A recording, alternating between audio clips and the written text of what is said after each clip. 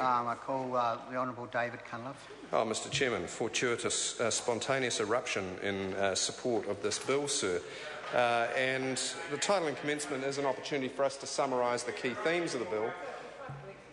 It's not a dairy farming bill, Mr Bennett. You can go back to sleep. Thank you very much. This is a bill, sir, which the Labour opposition supports for two reasons, sir. Firstly, it does take some small steps, some would say baby steps, towards ironing out some creases on the equity side of the student loan scheme. Predominantly, it broadens the definition of income to include incomes from trusts, companies, superannuation schemes and other forms of income, so that net income, rather than gross narrow income, is the basis for calculating entitlements, and that's the discussion, sir, which we have had in the previous part 3. The second thing it does, as we've discussed earlier, sir, is to allow information sharing between Customs and IRD so that IRD can access the contact details of overseas-based borrowers who are in serious default. And that, sir, brings us to a very sobering truth. National campaigned on the brighter future. Remember those big posters, "Kiss goodbye to higher taxes, not your loved ones"? That was probably before the car park tax and the iPad tax and a few other barking mad taxes.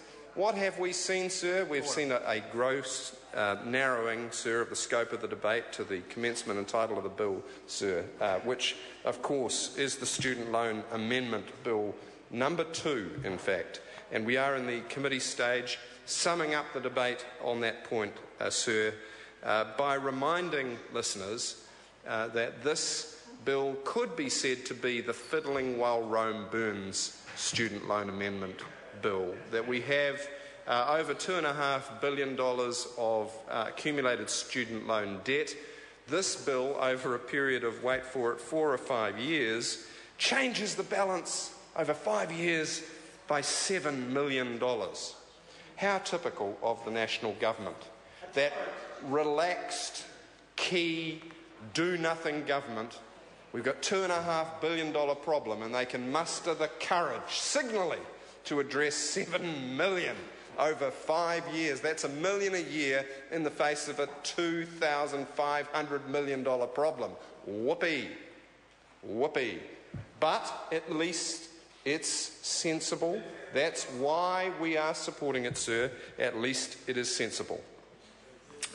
Sir, the fact is that people who receive income from a trust or a company should count that as income for the purposes of their student loan repayments. That is the only fair thing. And, sir, while Labour supported many efforts to improve the repayment of debt from overseas-based borrowers, we don't support the government's last major change, which was to cut the repayment holiday for overseas borrowers from 3 years to 1. Sir, we do support, on the other hand, the removal of the 10% bonus for quick repayment because, of course, that was the silver spoon bonus. That's not on the bill. Order. Yes, sir, it's in part 3, which is covered by the... No, just concentrate on what's in the bill. That's not part of the bill. Part 3 is not part of the bill? No, we've done part 3. We've done part 3, exactly, sir.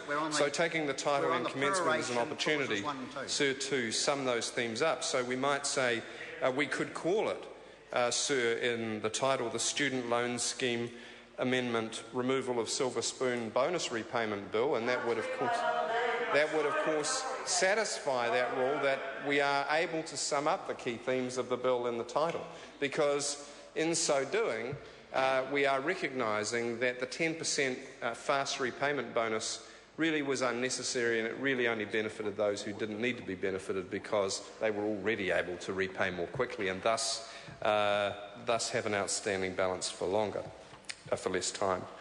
So there's all sorts of other problems with the bill. If we look at this, perhaps we might call it the Student Loan Amendment Unfinished Business Bill, because we have these weird paradoxes that the government hasn't touched, the fact that they're responsible for. Like, you can't have a student loan for postgraduate study. Well, what do they think? How are people going to do postgraduate study?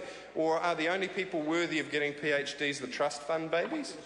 Where does that come from, Mr. Chairman? I mean, what is the rationale for that? What happens to the health system, as Marion Street, Honourable Marion Street has just said? How are people supposed to get postgraduate, tertiary medical qualifications, Mr Chairman? The Honourable David Cunliffe. Oh, thank you, Mr Chairman. A very generous and not altogether foreseen opportunity to extend the debate on the title and commencement clause, but a very welcome one, sir, and I shall probably only take another 2 or 3 calls on this matter, sir. If I can take the point, sir, that over 55-year-olds were stopped from accessing the student loan in Budget 2011. That was disgraceful. Part-time students can no longer borrow from the student loan for course-related costs as of Budget 2010. This is kind of a litany of penny pinching, isn't it, sir? Budget 2010 imposed... Order to the member. Those things aren't in the bill. Now just ask the member to focus on what's in the bill. Honourable David Cunliffe. Mr Chairman, the bill, of course, is contextualised by the changes which came before, but I do take your point, sir, and thus suggested that the title of the bill be the Student Loan Amendment Unfinished Business Bill, and that's some of the business which is unfinished, sir. Budget 2012 froze the student loan parental income threshold, and that's part of the reason we're back again in this bill to broaden the definition of income as we are here today, sir. Sir, in the previous part, we looked at a number of technical amendments. We could also call this bill the Student Loan Technical Amendment Hard to Understand Bill. It's very important that members of Parliament do cast their eyes over so-called technical amendments, because it has been known in the Sir Humphrey rulebook that some of the most intriguing and long-lasting changes are smuggled through as a mere change of a comma, the addition of a plus or minus sign or a word not before a sentence. Those technical amendments can often make quite a big difference. Changing the decimal place on a tax rate, for example, sir, might make quite a big difference depending on one's income stratum.